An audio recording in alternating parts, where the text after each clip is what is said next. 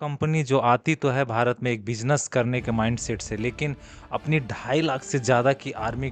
करके वो पूरे देश पे अपना कंट्रोल कर लेती है और सोने की चिड़िया कहे जाने वाली भारत को एक गरीबी में ढकेल देती है। तो जी, मैं बात कर रहा हूँ ईस्ट इंडिया कंपनी की, और आइए आज इस वीडियो के थ्रू हम जानते हैं गहराई से कि किस तरह ईस्ट इंडिया कंपनी ने अपनी अपने अपनी पावर का यूज़ किया और कैसे एक कंपनी ने पूरे देश में अपना कंट्रोल स्टेब्लिश किया और किस तरह उन्होंने भारत को जो है वो लूटा। तो चलिए, 1600 ईस्वी के आसपास में क्वीन एलिजाबेथ ने एक रॉयल इंडिया कंपनी को एस्टेब्लिश किया, और ये रॉयल चार्टर्ड इन्हें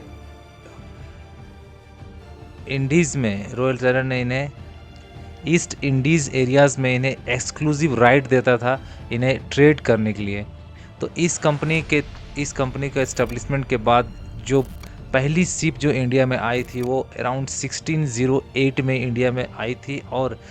उस समय पुर्तगीज़ जो थे वो इंडियाज़ में ऑलरेडी अपना बिजनेस एस्टेब्लिश कर रहे थे। तो ऐसे में ईस्ट इंडियाज़ कंपनीज़ को पता था कि उन्हें इतना आसान नहीं होगा भारत में बिजनेस को एस्टेब्लिश कर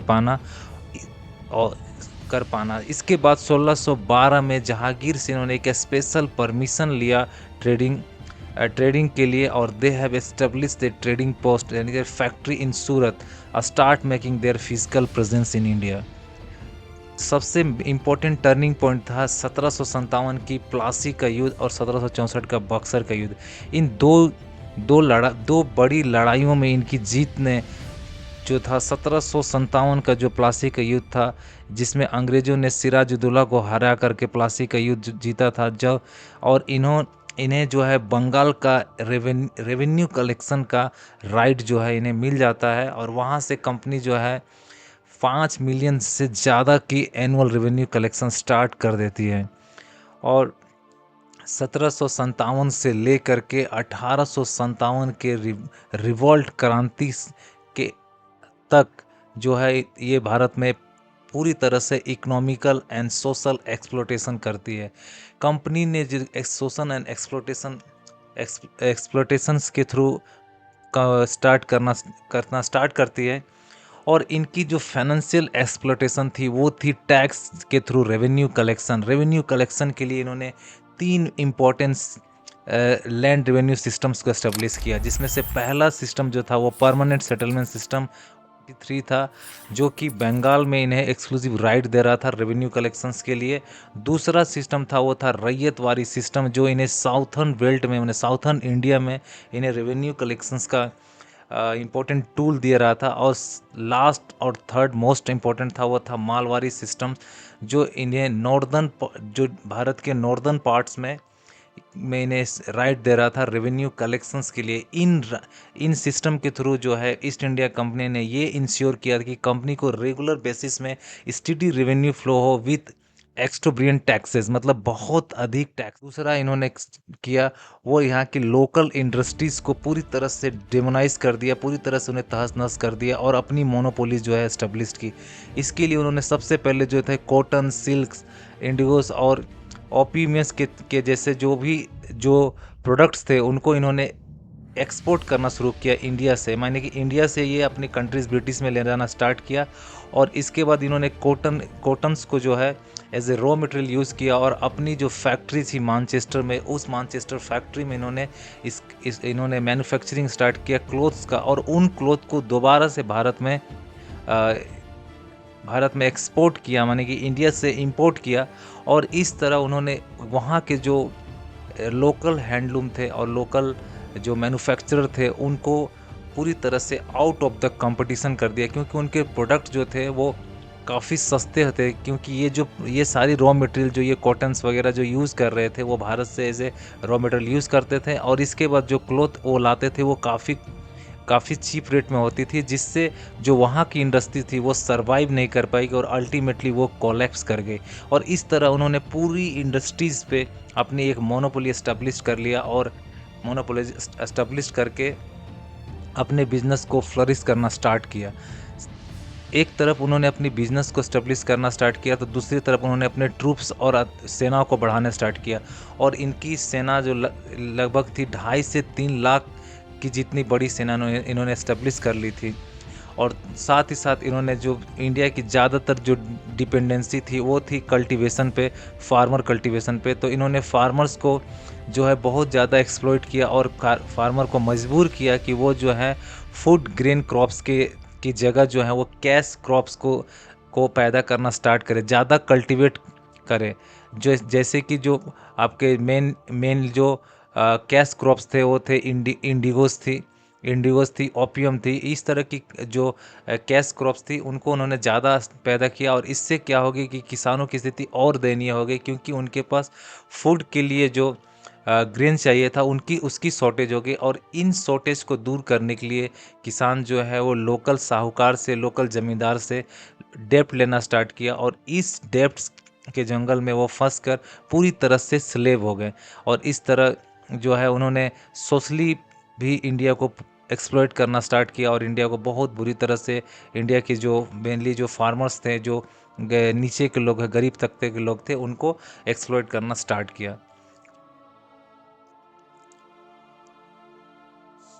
दादा निरोजी भाई की बुक्स जो थी वो हाईलाइट करती है ड्रेन थ्योरी को। उनकी बुक्स में इसीलिए को बताया कि किस तरह जो है वो सिस्टमेटिक वे में जो है ब्रिटिश इंडिया कंपनी ने वेल्थ को एक्सट्रैक्ट किया था इंडिया से, और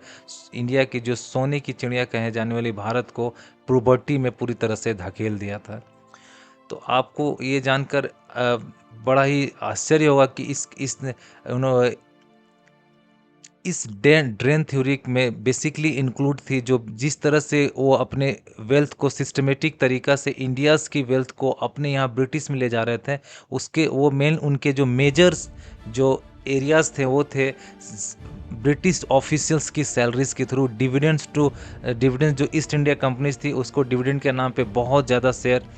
पैसे जो थे वो मिल रहे थे, जैसे क्योंकि वो ईस्ट इंडिया कंपनी की जो शेयर होल्डर थी वो ज़्यादातर ब्रिटिश के थे, तो वहाँ से वो शेयर होल्डर थे, और प्रॉफिट के फॉर्म में वो बहुत ज़्यादा फंड्स यहाँ से मनी को जो है एक्सट्रैक्ट करके अपने ब्रिटिश में ले जा रहे थे। जब 1857 की जो रिवोल्ट इंडियन रिवेलियंस क्रांति हुई थी, 1857 की जो क्रांति थी, इस क्रांति के बाद जो है, इस रिवोल्ट के बाद जो है वो ईस्ट इंडिया कंपनी को डिसॉल्व कर दिया गया, और इसकी पूरी कंट्रोल जो है वो ब्रिटिश क्राउन मतलब ब्रिटिश की जो रानी है उनके हाथों में चला गया सन 1858 में। तो इस तरह से ईस्ट इंडिया कंपनी जो है वो लास्ट में ख़त्म हो गई, लेकिन डायरेक्ट रूल जो है वो ब्रिटिश रूल जो है वो डायरेक्ट इंडिया पे लागू हो गया।